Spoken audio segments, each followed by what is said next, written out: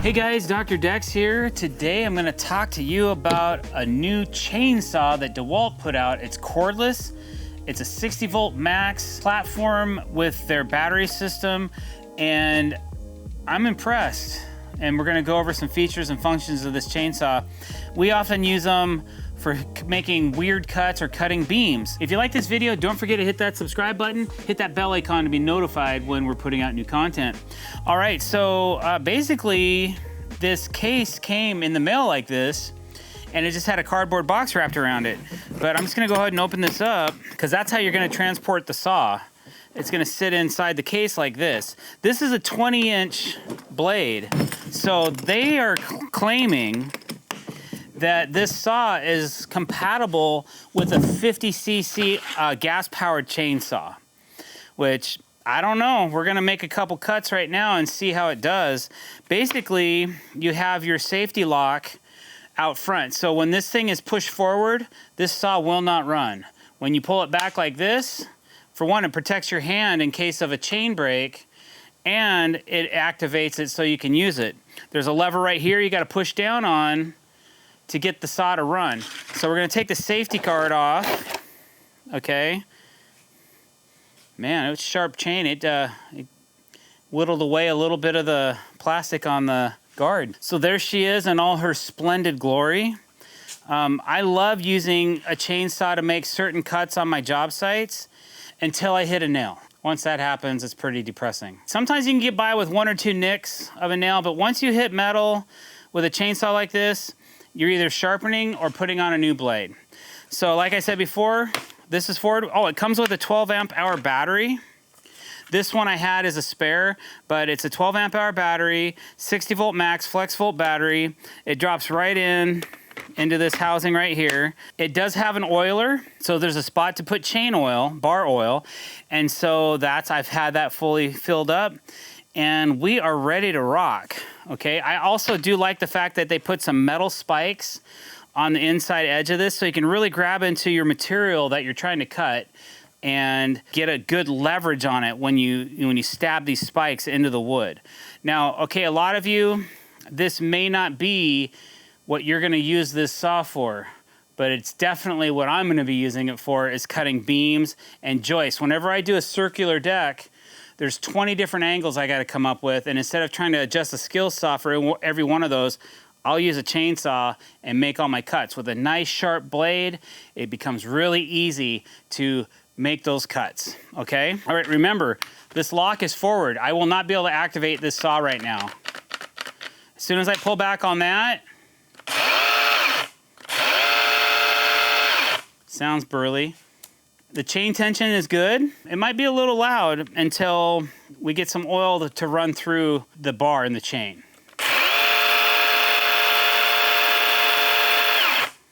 All right, so there you go. There's not a lot of features on the chainsaw except for the fact that, hey man, we gotta make this thing happen. So okay, I can see a little bit of oil up here, so that's good. So that means it's being lubricated. For chain adjustments and that kind of thing, you're gonna have to remove this plate. But we're not gonna get into that today. Let's just see how she cuts, all right? And as always, I always advise wearing safety glasses when you're cutting with a big tool like this, okay? All right, here we go. I'm gonna cut through. This is a 6x12 pressure treated hemlock.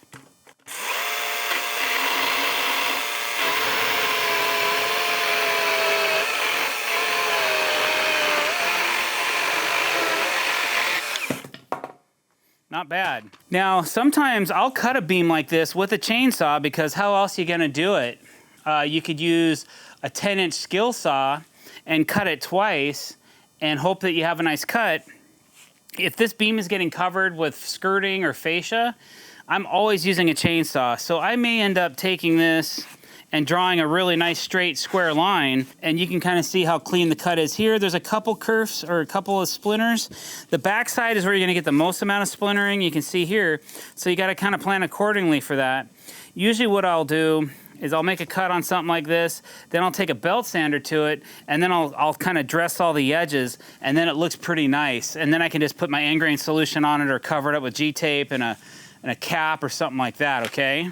So now that that's done, let's see if we can get a little more accurate I'm gonna grab a square really quick, and then we'll draw a square line. We'll see how well I can cut it. All right, so now I've drawn a straight line, so I'm kind of imagining that I'm gonna go ahead and cut this beam for finish. All right, so I'm gonna take a little bit more time than that first cut and see if I can get a fairly accurate cut on it. All right, here we go.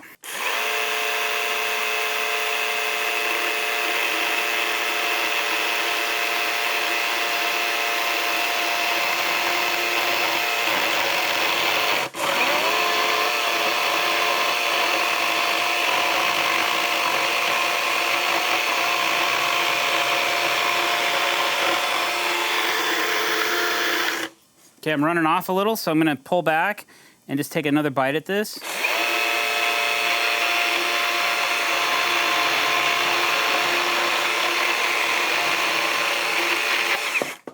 Okay, we're off a little bit down here. So, and that happens sometimes, like, this is not the most accurate way to make a cut, okay?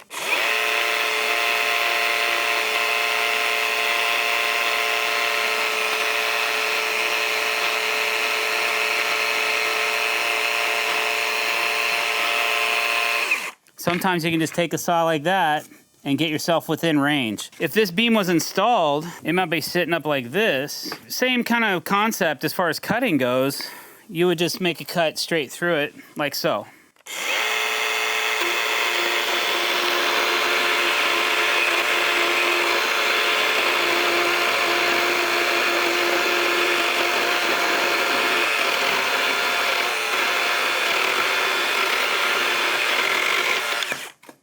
And there you go. I think this saw is plenty capable of cutting timber, trees, all that stuff. You know, you might have an extra battery on hand just in case you have a lot of cutting you have to do and maybe you run out of juice. This one still has 3 bars. I'm sure you can get plenty of cuts out of one of these before you have to change batteries. But I'll be implementing this into our lineup at work, and I'll keep you guys informed and let you know how she does, all right?